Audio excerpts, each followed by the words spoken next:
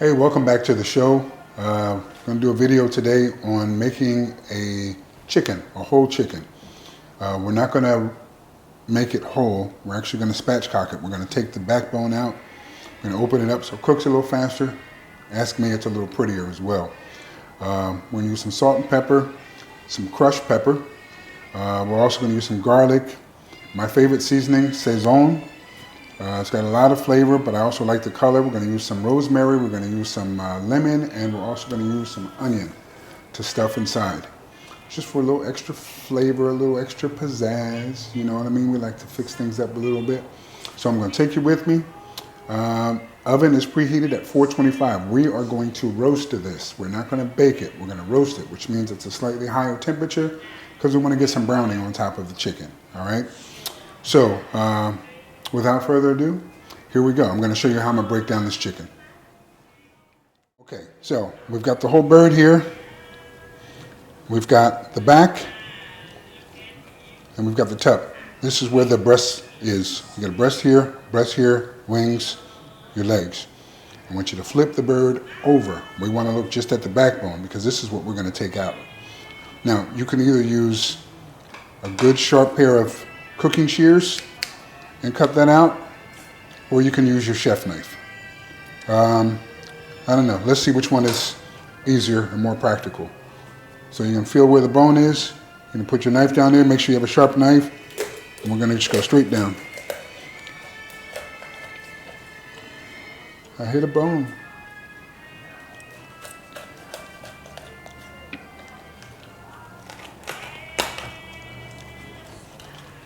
All right, now either my knife isn't sharp or I was off my mark, but let's see if the shears are any faster.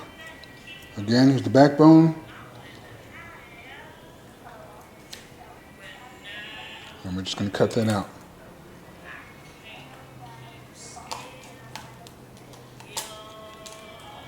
I like my knife.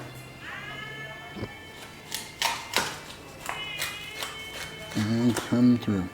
Now, this piece that we're taking out, don't throw that away. You use that for your chicken stock. And any of your innards and so forth you got in here, use that for your chicken stock. All right, so you see it's open. All we did is take the breastbone out. All you're going to do now is you're going to flip it over, and you're going to press down on it. Sometimes you can hear it crack. Did you hear that? If you didn't, I did. All right, so I'm going to get a paper towel. I'm going to pat dry this chicken because the enemy of a crispy chicken skin is moisture. So we want to get all of that extra moisture off so that we can get a crispy skin. Very, very important. All right? Real simple. Nothing difficult yet, right? Come on, everybody can do this. All we did is take a chicken bone out of a chicken. No big deal. All right, so that's ready to rock. Okay, so now what we can do is we're going to put our seasoning on there. We got a little bit of salt and pepper. A little bit of salt and pepper, go a little bit more. Got some pepper. And this is fresh cracked pepper. Now, some people choose to put some olive oil or butter or so forth on here.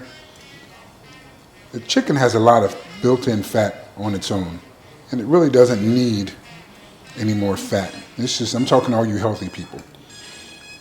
For those of you who eat like me, it's all right. Put a little bit of butter on there. If you're extra health conscious, put some olive oil on there. All right, I've got some crushed red pepper. We're going to put that on there as well, just for a little kick, a little heat. And what do I like? Color. That's right. Come on, say it with me. Color, color, color. I'm going to do a little bit of Saison. Stuff will stain your fingers, but man, this stuff is delicious. No, that looks good already. It's not even in the oven yet. Yeah, I'm going to use all of this. All of it, all of it. All right, now, I'm gonna get that all over underneath the wings. The legs, make sure you get under the legs. You want everything to have that flavor on there. The salt, the pepper, the sazon, the pepper, the salt, the whole nine. All right, now, this is all the seasoning we're going to put on top. The rest of it is going to be for aromatics. We're going to have lemon, onion, and rosemary. Actually, you know what? Let's put a little bit of rosemary on top. Just because I know y'all watching. And you'll be like, oh, that looks so pretty. Doesn't it look pretty? Doesn't it look pretty? Listen, when you're cooking, if you make things look good, people are going to want to eat it. I tell you that all the time, right? If it looks good, more than likely, it's going to taste good. Put good color, good seasoning. And by good seasoning, I don't mean overdoing it on salt, because some people are just salt crazy. All right, I'm going to wash my hands. I'm going to get a sheet tray to put this on. And I'm going to show you what we're going to do after that. All right? Be right back. Okay, and we are back.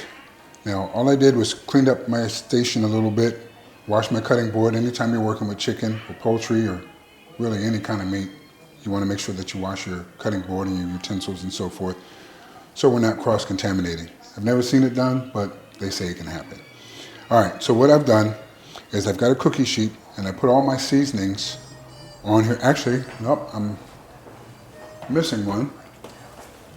Forgot about my sazon on the bottom. I got my salt and my pepper. Because you want the bottom, if you notice, I didn't season the bottom of my chicken before. And the reason why I didn't is because I'll put the seasoning on the bottom of the cookie sheet. So when it's sitting on there, those seasonings automatically get attached. Most of that moisture and liquid is going to wash that away anyway. So, all right, now, this is what else I do. I'm going to take some lemons. I'm going to cut up here. And I'm just going to randomly put them. And the bird's going to sit on this. My rosemary. Want that on the bottom. Those aromatics are everything. Now, the garlic, I'm not going to chop up, but I am going to smash it. Got a little piece of paper there. And I've got 4 cloves. If you like more garlic, use more. If you don't like garlic, use less or don't use any at all. I've got my onion.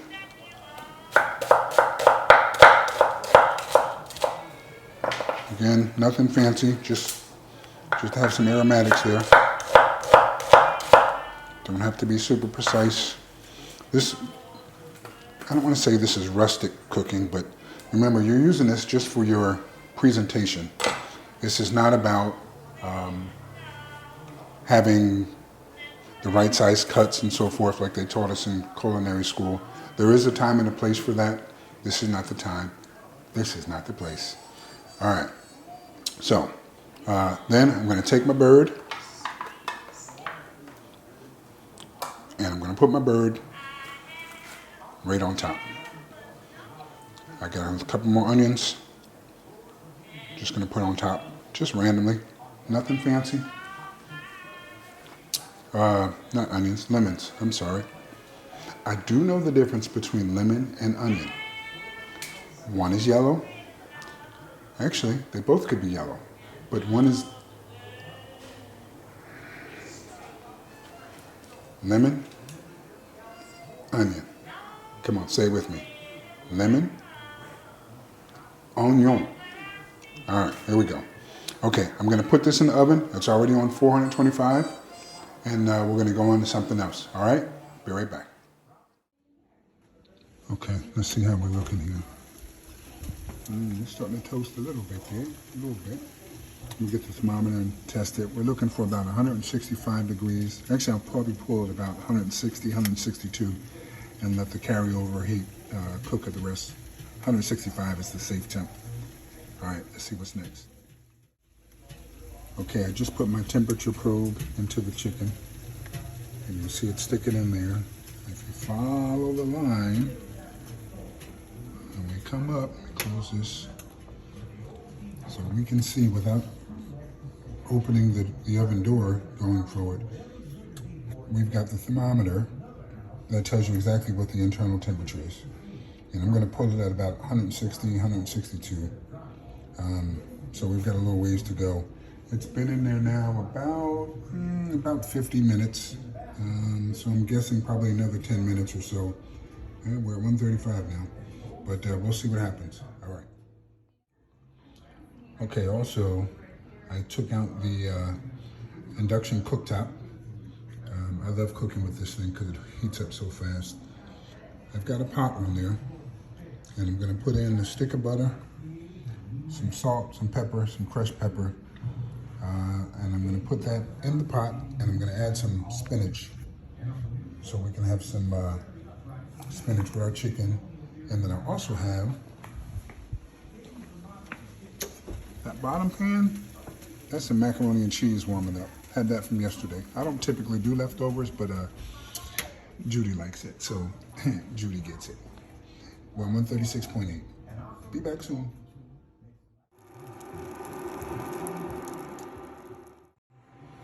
Okay, so there's 3 of us having dinner.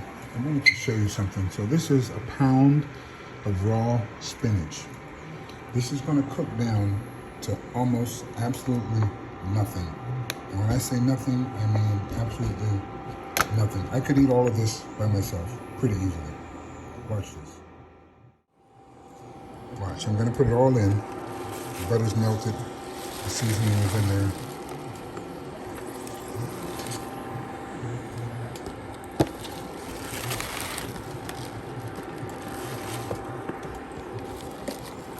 Alright, now you see, we're using all of it. Get every leaf. Alright, now without packing it down, it's at the top of the pot. I mean, this is, what's that, a 10-quart pot, I believe?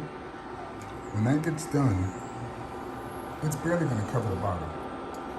But one thing about spinach, don't overcook it. Once it wilts, turn it off the heat.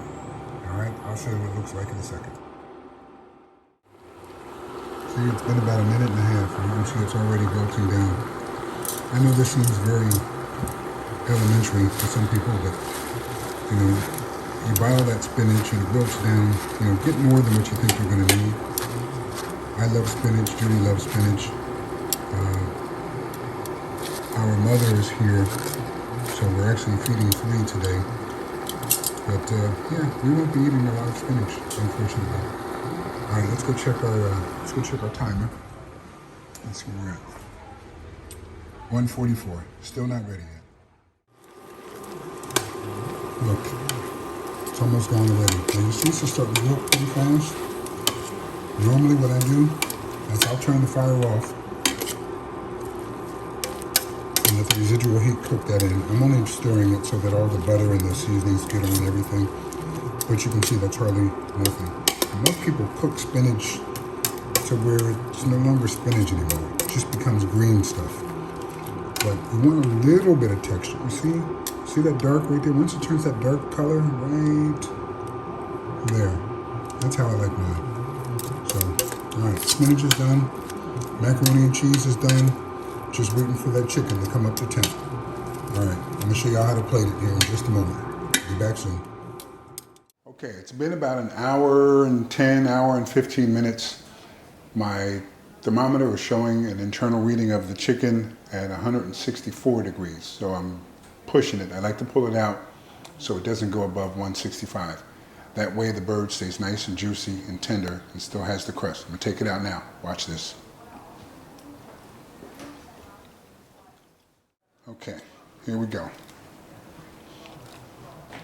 Now, see that color? That looks good. It's juicy. Internal temp, 164, 165 when I pulled it out. You hear that? Nice crispy skin, but it's juicy on the inside. Do not cut this right away. You're gonna let this sit at least 7 minutes, 5 to 7 minutes. We do that so that all the juices will redistribute within the bird and you won't have it all over your cutting board, all right? So I'll get it cut up in a little bit and we'll show you how to plate it up, all right? Stay tuned. Okay, now I'm gonna show you how to plate it. There's the spinach, there's the macaroni and cheese. Listen, plating your food is just as important as cooking it and preparing it. You don't want to just throw a whole bunch of stuff on a plate. You can add all that after you get your pictures and all that stuff done. If you want extra gravy, or if you want extra sauce, or you want more of this or more of that, all that's fine. But initially, when you're taking a picture or you're videoing it, you want to keep your proportions into normal sizes, normal portion sizes. All right, just see, I don't know if you could tell how easy I cut through that chicken. This chicken is incredibly moist. So we've got the thigh and the leg here. We've got the wing and the breast here. So I'm going to go just under it, and I'm going to cut again. Watch how easy this is.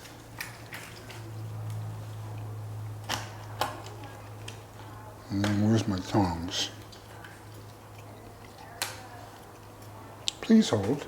And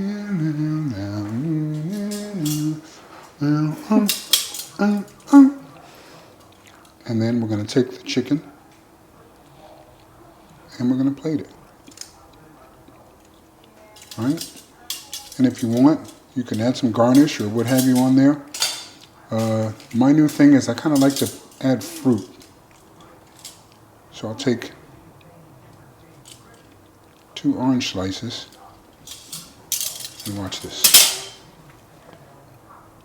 You see that? Roasted chicken, curry, macaroni and cheese, and sauteed spinach. That's all you need, guys. Cooking is easy. There was nothing special about this recipe. Oh, also make sure your plate is nice and clean when you serve it. All right? Real fast food right here, right now. Shout out to my son Josh, who made the intro and the outro for me. He's a beast on the 808. All right, Judy, you ready to eat? Yes. I'm starving. That looks good. Mom, you ready to eat? Yes. All right. Mama's hungry. She gets the first plate. See y'all.